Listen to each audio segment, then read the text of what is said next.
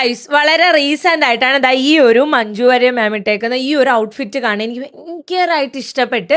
അപ്പം എൻ്റെ കയ്യിൽ ആ സെയിം മോഡലില്ല, പക്ഷെ അതേപോലത്തെ കളർ കോമ്പിനേഷൻ ഉണ്ട്. എനിക്ക് നമുക്ക് അതേപോലെ ഒന്ന് സ്റ്റൈൽ ചെയ്ത് നോക്കാം. അതിൽ വന്നേക്കണ ഔട്ട്ഫിറ്റ് വന്നിട്ട് ഒരു വൈറ്റ് ആണ്. അപ്പം വൈറ്റ് ആണ് ഡ്രസ്സായിട്ട് ഇട്ടേക്കുന്നത്. അപ്പം ഇതിൻ്റെ മുകളിൽ ഒരു ബ്ലാക്ക് ആൻഡ് വൈറ്റ് ഷർട്ടാണ് സ്റ്റൈൽ ചെയ്തേക്കണം. അപ്പം നമുക്ക് ഇതിടാം.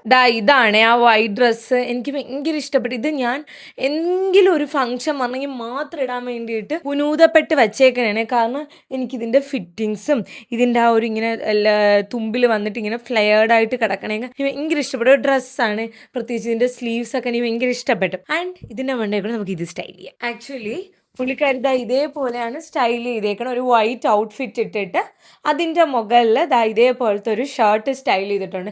എനിക്കറിയാം മഞ്ജു വാര്യർ ആഹാ ഞാൻ ഓഹോ ആണെന്ന്. I did care.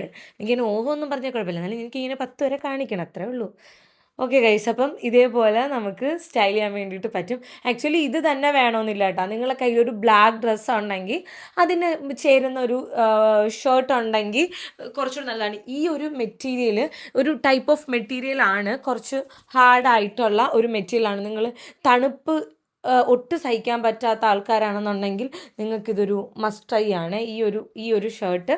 സോ ഇതാണ് നമ്മുടെ inspired from Manju Warrier. So guys, നിങ്ങൾക്ക് ഇഷ്ടപ്പെട്ടെങ്കിൽ പറയാം. ഞാൻ ഇത് ടാഗ് ചെയ്ത് കൊടുത്തേക്കാം. ഇതെനിക്ക് കിട്ടുമെന്ന് എനിക്ക് അറിഞ്ഞുകൂടാ, പക്ഷെ കിട്ടുകയാണെന്നുണ്ടെങ്കിൽ ഞാൻ കൊടുത്തേക്കാം. ആൻഡ് അപ്പോൾ അത്രേ ഉള്ളൂ. അപ്പോൾ സെലിബ്രിറ്റി സ്റ്റൈലിങ് എങ്ങനെയുണ്ട്?